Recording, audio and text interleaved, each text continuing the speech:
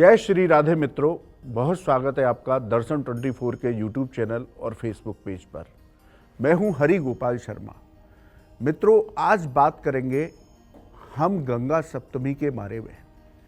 बैसाख मास की सप्तमी तिथि परम कल्याणकारी तिथि है।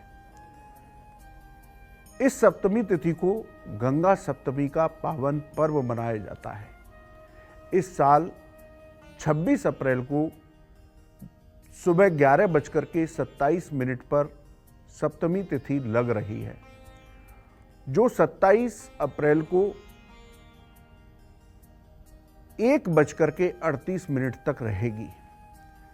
तो मित्रों, उदयात में जो तिथि हमें मिल रही है वो 27 को मिल रही है।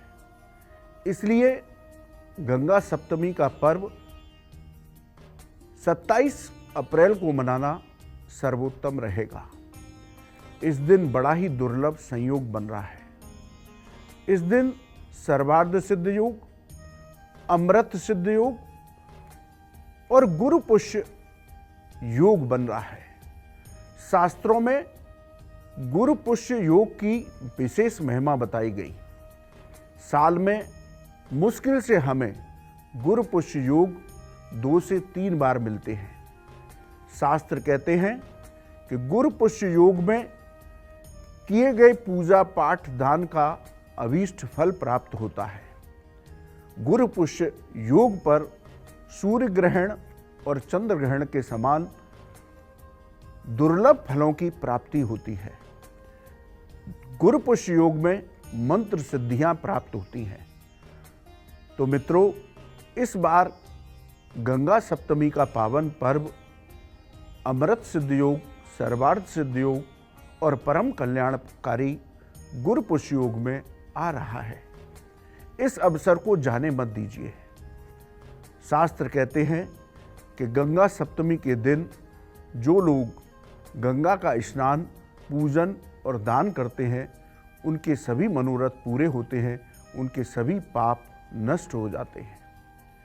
मित्रों, गंगा सप्तमी का पर्व और गंगा दशहरा का पर्व, इन दोनों पर्वों में बहुत बड़ा अंतर है। गंगा सप्तमी बैसाख मास के शुक्ल पक्ष की सप्तमी को मनाया जाता है। वहीं गंगा दशहरा का पर्व ज्येष्ठ मास की शुक्ल पक्ष की दशमी को मनाया जाता है, जो इस साल 30 मई को मनाया जाएगा। गंगा सप्तमी पर मां गंगा ब्रह्मा जी के कमंडल से निकल करके भगवान शिव की जटाओं में आई थी। इसलिए गंगा सप्तमी का पर्व मनाया जाता है। शास्त्र कहते हैं कि स्वर्ग से निकल करके मां भगवान शिव की जटाओं में अवतरित हुई, इसलिए गंगा सप्तमी का पर्व मनाया जाता है। वहीं गंगा दशहरा का पर्व इसलिए मनाया जाता है कि शिव की जटाओं से निकल करके मां हम सभी के कल्याण के लिए पृथ्वी पर अवतरित हुई और गंगा सागर में जाकर के मिली। गंगा दशहरा का पर्व ये पर्व है। गंगा सप्तमी पर्व पर मां गंगा हम सभी के कल्याण के लिए भगीरथ जी की प्रार्थना पर भगवान शिव की जटाओं में आई और हम सभी का कल्याण किया। शास्त्र कहते हैं गंगा दर्शनात् मुक्ति, गंगा स्मरणात् मुक्ति। गंगा के दर्शन मात्र से ही मुक्ति प्राप्त होती है, पाप कर्म नष्ट हो जाते हैं। गंगा के स्मरण मात्र से आप गंगा नाम का स्मरण कर लीजिए प्रेम से, तब भी आपके पाप कर्म नष्ट हो जाएंगे, आपको मोक्ष की प्राप्ति होती।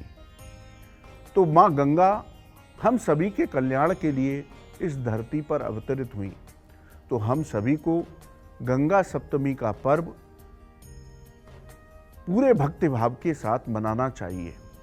यदि आप गंगा स्थलों पर जाकर के स्नान कर सकते हैं तो बहुत ही उत्तम है। वहाँ जाकर के गंगा स्नान करें, मां गंगा का पूजन करें, आरती करें, पितरों के लिए तर्पण, पिंडदान, श्राद्ध कर्म करें। मां गंगा ने भगीरथ के वंशज राजा सगर के 60,000 पुत्रों को मोक्ष प्रदान किया था, उसी तरह से यदि आप गंगा स्थल पर अपने पितरों के लिए श्राद्ध, तर्पण, पिंडदान करते हैं तो उनको मोक्ष की प्राप्ति होती है। गंगा सप्तमी पर यदि आप किसी गंगा स्थल पर नहीं जा सकते तो आप माँ गंगा का स्मरण करते हुए स्नान करें। कहा जाता है मन चंगा तो कठौती में गंगा। आप माँ गंगा का स्मरण कर लें तो आपके जो घर का जल है उसमें ही माँ गंगा का आशीष प्रदान हो जाएगा। स्नान करने के बाद मंदिर में बैठें और किसी पात्र में, हर सनातन धर्म के अनुयायी के यहाँ गंगा जल अवश्य होता है, इसलिए एक कटोरी में या एक पात्र में गंगा जल ले लें और उस गंगा जल को माँ गंगा का साक्षात ध्यान करते हुए उसमें पंचोपचार विधि से पूजन करें और उस गंगा जल को स्वयं ग्रहण करें और परिजनों को पिलाएं तो माँ गंगा का आशीर्वाद प्राप्त होगा। तो मित्रों, इस बार गंगा सप्तमी का पर्व परम कल्याणकारी संयोग में आया है, तो आप सभी गंगा सप्तमी पर माँ गंगा का पूजन करें, आरती करें, पितरों के लिए तर्पण पिंडदान करें, तो आपको अभीष्ट फलों की प्राप्ति होगी। माँ गंगा की कृपा से आपके सारे पाप कर्म नष्ट हो जाएंगे। आप सभी को गंगा सप्तमी पर्व की मंगलमय शुभकामनाएं। जय श्री राधे।